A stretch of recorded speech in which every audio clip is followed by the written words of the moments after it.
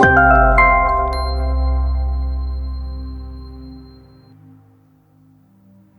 شاید اسے خون چوسنے والے ویمپائر کے طور پر جانتے ہیں، لیکن کیا آپ کو معلوم ہے کہ ڈریکولا حقیقت میں ایک پرنس تھا جس کا نام ولاد تھا، and he was also known as ولاد the Impaler۔ Dracula ایک باغی شخصیت کا مالک تھا اور مسلمانوں سے سخت نفرت رکھتا تھا۔ کرسٹم میں اسے ایک ہیرو کے طور پر جانا جاتا تھا۔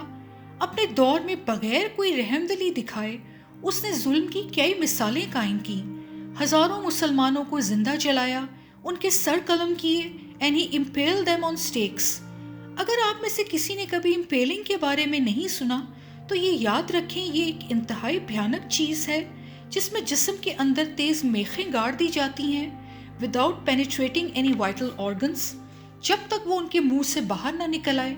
اس طریقے سے کنڈیمڈ کبھی کبھار کئی دن تک زندہ رہتا تھا اور آہستہ آہستہ اس کی موت واقع ہو جاتی تھی۔ ان کے جسم وہیں موجود رہتے تھے اور ڈیکمپوز ہو جاتے تھے۔ ولاد اور اس کے مہمان ان کی موجودگی میں کھانا کھاتے تھے۔ آٹومن امپائر کے لیڈر سلطان محمد نے بالآخر ڈریکولا کے خلاف لڑائی کی اور اس کی زندگی کا خاتمہ کیا۔ ڈریکولا کا بھائی ایک سچا مسلمان تھا اور سلطان کے ماتحت تھا۔ سلطان نے 60,000 لوگوں پر مشتمل فوج تیار کی اور جنگ کے لیے روانہ ہوا۔ آغاز میں سلطان کے 2 کمانڈر مارے گئے، لیکن سلطان نے دوبارہ اپنی آرمی کو تشکیل دیا۔ جب یہ لوگ شہر میں داخل ہوئے تو ایک انتہائی خوفناک اور دل دہلا دینے والا منظر دیکھا۔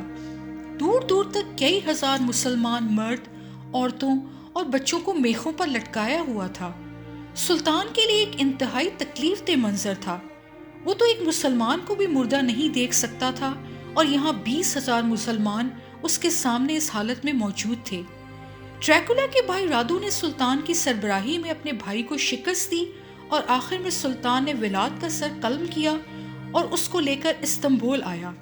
وہاں ایک بڑی سٹک پر اس کے سر کو رکھ کر کانسٹینوپل کے دروازوں پر لٹکایا تاکہ لوگوں کے لیے عبرت کا نشان بن سکے، جہاں وہ کئی مہینوں تک لٹکا رہا۔ یقیناً آپ لوگ اب یہ حقیقت جان گئے ہوں گے کہ ڈریکولا حقیقت میں ایک انسان تھا اور اسے 15 سینچری میں مسلمانوں نے مارا تھا۔ آج کی انٹرسٹنگ ویڈیو کے بارے میں اپنی رائے ہمیں ضرور دیجیے گا۔